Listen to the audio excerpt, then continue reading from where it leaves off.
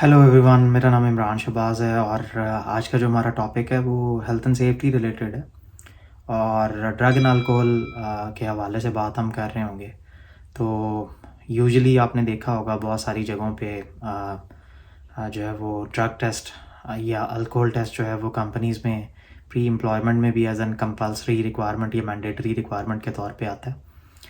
और आज randomly walk करने के लिए निकला हुआ था शाम में, तो रोड पे मैंने देखा कि ट्रैफिक पुलिस वाले ने जो है वो यहाँ पे ऑकलैंड में, न्यूजीलैंड में एक कार ड्राइवर को रोका हुआ था and he was doing his breath test by the way with the breath meter, जिसमें उसके आगे हुड लगा के बेसिकली जो है वो उससे टेस्ट जो है वो जैसे कहते हैं ना ब्रीथ करवा रहा था ताकि परसेंटेज का पता चल जाए। Any how obviously that was not my matter.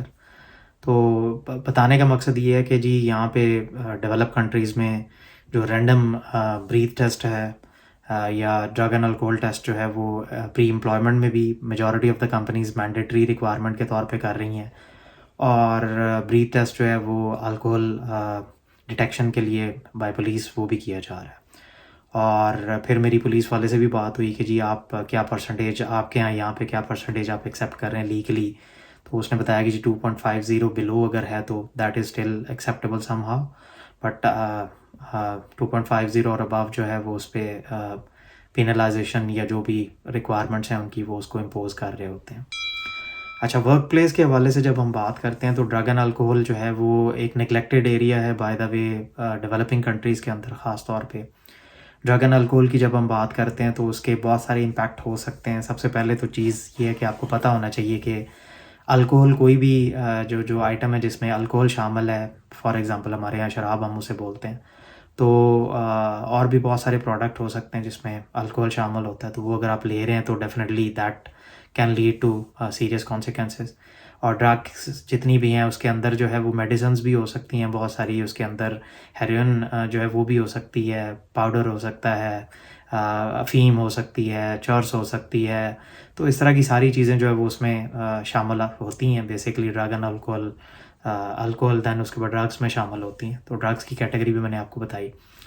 अच्छा, अब मेनली जो इशू है वो ये है कि जब आप इस तरह के प्रोडक्ट यूज़ कर रहे होते हैं तो उसमें जो प्रॉब्लम है वो ये है कि जी ड्रग्स और इसी तरह अल्कोहल जो है ये आपके जो सेंसेस हैं उस पे इम्पैक्ट करते हैं, आपके नर्वस सिस्टम पे इम्पैक्ट करते हैं, आपके मोशन और मशीन कंट्रोल को इम्पैक्ट करते हैं और इम्पेयरमेंट कॉज करते हैं बेसिकली आपके कंट्रोल पे। तो जिसकी वजह से जो है वो आप नॉर्मल कंडीशन में नहीं होते, जिसकी वजह से जो है वो आप अपने हवास में नहीं होते, जिसकी वजह से आप अपने सेंसेस में नहीं होते, जिसकी वजह से आप चीज़ों को, मशीन को प्रॉपर्ली कंट्रोल नहीं कर पाते, जिसकी वजह से आपको कई दफ़ा रीडिंग सही तरह से पता नहीं चल रही होती, जिसकी वजह से आपको रोटेशन जो है मोशन मशीन का वो पता नहीं चल रहा होता।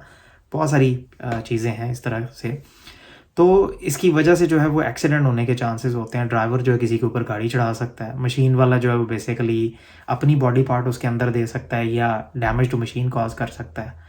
तो ये इस वजह से जो है वो बड़ा ज़रूरी है कि ड्रग एंड अल्कोहल को जो है वो वर्क प्लेस पे उसकी प्री एम्प्लॉयमेंट और रैंडम टेस्टिंग जो है वो इंश्योर की जाए। अच्छा, जब हम बात करते हैं बेसिकली आपके कंट्रोल्स की, तो बहुत सारे कंट्रोल्स जो है वो आप ले सकते हैं ड्रग एंड अल्कोहल के हवाले से। जैसा कि प्री एम्प्लॉयमेंट में हो सकता है, ड्यूरिंग एम्प्लॉयमेंट हो सकता है, पोस्ट एक्सीडेंट हो सकता है। 3 तरह के जो जिसे कहते हैं ना एक्शंस आप लेंगे 3 ओकेजन्स पे। प्री एम्प्लॉयमेंट में एक सेट बेस लाइन आप बताएंगे, उसके मुताबिक ड्रग एंड अल्कोहल टेस्ट जो है बाय द मेडिकल कंपनी वो किया जाएगा।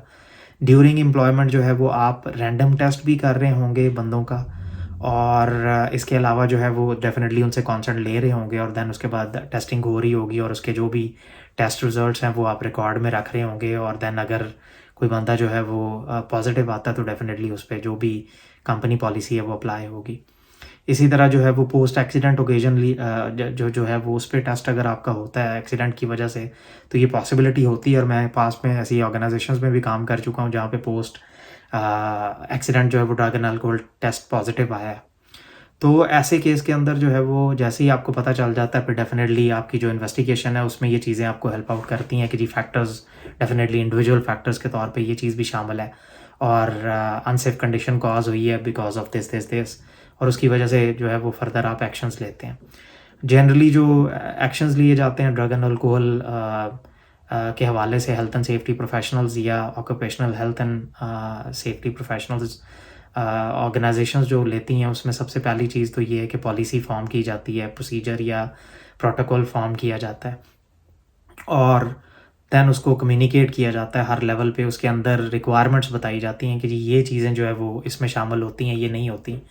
आपने अगर कोई प्रिस्क्राइब मेडिकेशन लेनी है तो आपने हमें कैसे बताना है, डिस्क्लोज़ कैसे करना है, और अगर आ जाता है तो क्या पेनलाइजेशन होगी, तो वो सारी चीज़ें उसमें शामिल हो जाती हैं। इसके अलावा जैसे मैंने बताया कि प्री एम्प्लॉयमेंट रैंडम और पोस्ट एक्सीडेंट टेस्टिंग आप उसमें कर सकते हैं।